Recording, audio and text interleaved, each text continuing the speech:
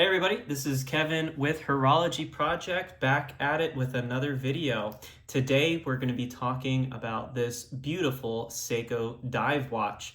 Just want to let you guys know it is a little bit of a snowy day this fall season here where I live in Colorado. So I got a nice homemade pumpkin spice latte in front of me today as we enjoy talking about this beautiful Seiko watch. Now, this Seiko watch you might be familiar with. It was released in 2020 and it's called the SPB143. However, that is not the watch that you see in front of you right now. What you see in front of you right now is actually the SBDC101. Well, what's the difference? Really no difference at all, other than the fact that this was the Japanese domestic market model. Which for those who might not know, it's typical for Seiko to release an international model with a different reference number than their Japanese domestic market model. There is a big debate on whether the quality control is better for the Japanese models versus the international models, or what factory those models come from. And while I'm sure there's plenty of people who know much more than me, I always think it's a fun thing to be able to get the actual Japanese domestic market model. And that's what you see in front of you today. However, if I was holding up an SPB143, there would be virtually no difference between this watch and the SPB143. So it's just a little tidbit that there are the same SPB143s that are Japanese domestic market. So you might want to check out this reference code when you're trying to search for a watch, because it does give you more opportunities to look for more watches if you're using the alternate reference code. So why is this watch important? I think this watch marks a transition for Seiko. While many people have shared a lot of videos about this watch in front of you today, I want to take some time to discuss the nature of when this watch came out and why it's significant.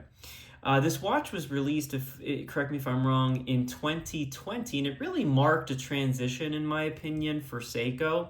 When you thought of Seiko dive watches beforehand, you would typically think of the SKX or perhaps the Seiko Turtle. Both of those watches were under $1,000, and oftentimes you would get those watches for $500 or less, especially for the SKX models. Well, when this watch came out, it was a little bit of a shocker for most people because this watch was priced at over $1,000, and I believe the MSRP right now is $1,200, although it is possible to find it for less. So this watch marked a little bit of a departure from Seiko being a budget-friendly option, as I think the watch craze was, especially in 2020, in full swing. So some people didn't like this watch when it was released because they thought it was too expensive for a Seiko watch. Well, I think as the years have gone by, most people have changed their opinion and have come to really adore this watch and to consider it to be a fantastic recommendation for most people looking for a dive watch, trying to get into watches in general, and just all around a crowd pleaser. And I would agree. I think this watch is phenomenal in most cases for the money, even with Seiko's increase. And with Seiko's increased price, you do get a better built watch. So let's go ahead and throw it on the wrist and talk about this watch a little bit. So just so you guys know, I have roughly around 6.5-inch wrists, sometimes a little bigger, sometimes a little smaller, depending on the time of year. But that's my wrist for you. And the dimensions for this watch are 40.5 millimeters across the bezel. I believe the lug tip to lug tip is around 47-ish millimeters, and then the lug opening right here is 20 millimeters. So by most measurements, this watch is in that Goldilocks category that most people like, of around 40-ish millimeters across the bezel, and then around 47-ish from lug tip to lug tip. So this is in that category. I think the thickest measurement for this watch that perhaps isn't in that perfect range is the thickness of the watch, which I believe is closer to 14 millimeters, but because of the sloping of this case, this watch wears very, very well on the wrist. But I would be lying if I didn't say that I do wish it was a millimeter or two thinner.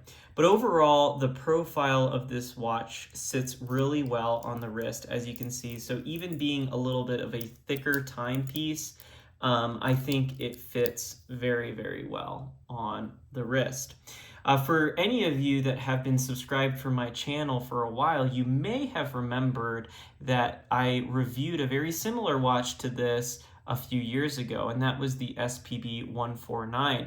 That watch, you might want to check out my review, was this same model, with the only difference being that it was the limited edition version with a blue dial in yellow goldish second hand.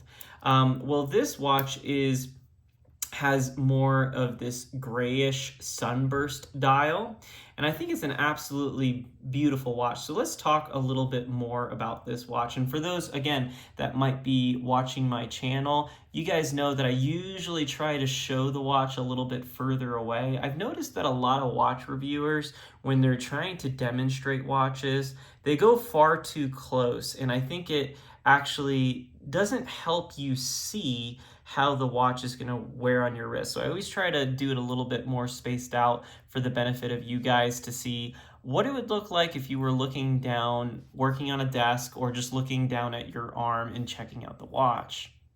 So as you can see, it fits very, very well on my 6.5 inch wrist.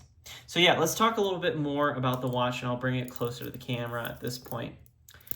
So the watch features drilled lug holes, which is a vintage touch, and that's an opportunity that you could use to be able to take off these this bracelet at the solid end link. And it does, again, have solid end link.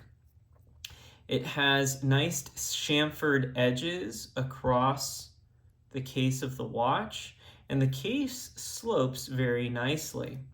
I do wish that this watch had a signed Seiko crown, and I think at above $1,000, it should have a signed Seiko crown. It has a coin edge bezel, which is really, really great for gripping, and it has a 120 unidirectional bezel, which again, I also think is pretty great. And here, I'll let you listen to that sound.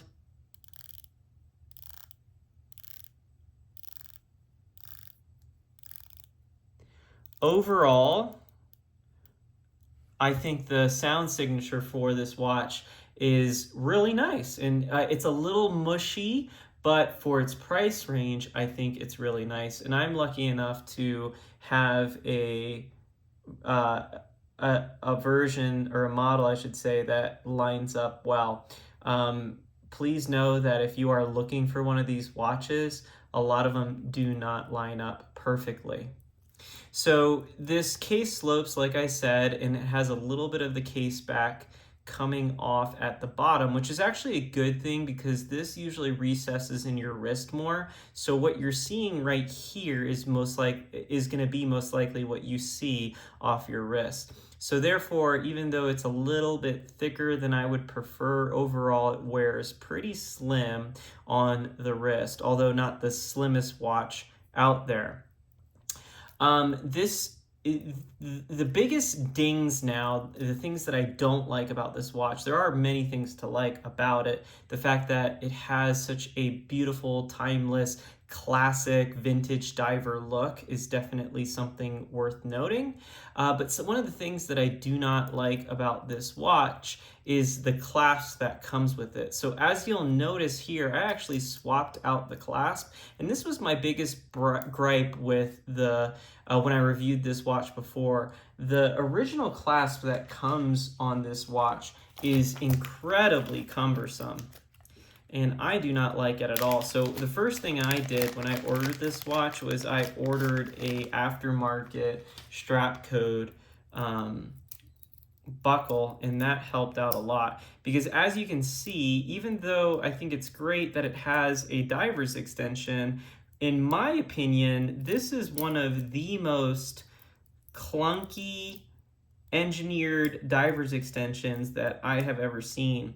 It really kind of feels like an afterthought, and I don't know if it was or it is, but as you can see here, for one, it's hard to even get on, but this piece of steel here is just massive and takes up almost the entire bottom of your wrist. So I don't like it. I don't like that it curves over like that. It's just way too big. And when you have it on the side of your wrist, you kind of see it, and it just disrupts the beautiful elegance and flow that this watch has.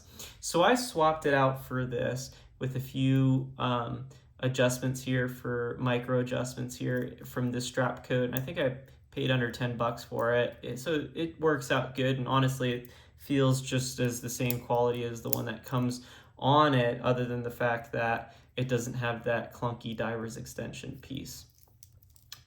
So that is a huge negative for me that can be fixed. Another negative that maybe cannot be fixed as easily for this watch is the movement that's inside of it. It's a 6R movement.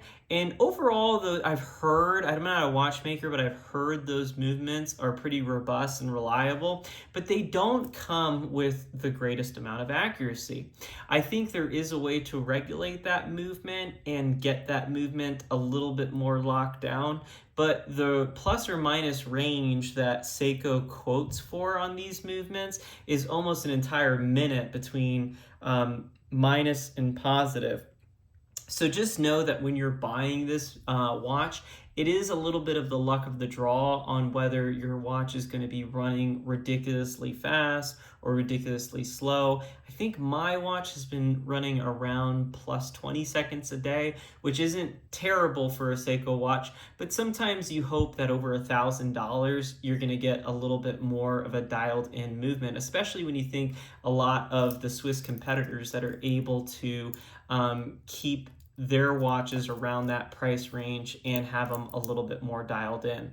I've heard that these movements are not regulated out of the factory, and that would make a lot of sense if for that reason these watches are coming with a huge range of plus or minus. So just know what you're getting into before you buy, that oftentimes the timekeeping on these Seikos are usually not as good as Swiss counterparts. Like Hamilton, for instance, I think usually has well-regulated watches right out of the box.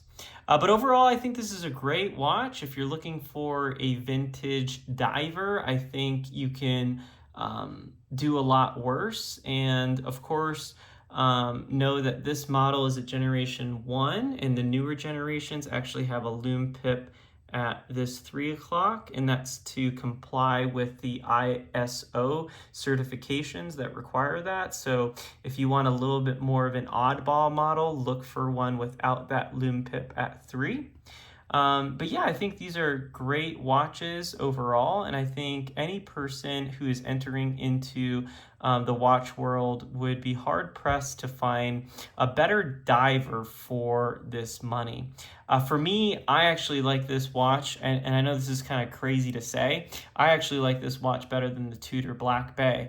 And it's just for the simple reason that this has a 120 click bezel, which the Tudor only has 60, so you can get more precise timing out of this. And this has a date. And I know a lot of people try to purchase watches without dates because they say, well, I have it on my phone. But for me, I own a mechanical watch because I do not want to look at my phone, or at least I want to minimize the times that I look at my phone. And by having a date window, it is a nice little application that lives on your wrist where you can just check out the date from your watch. And Tudor has yet to make a Black Bay that I like with a date window there. So I think it's really, really beautiful, beautiful watch. So tell me what you think. Do you think that this watch is overpriced at its price point of over $1,000? Or do you think this watch is well worth the money? For me, I definitely think it is worth more than what you would get previously with an SKX.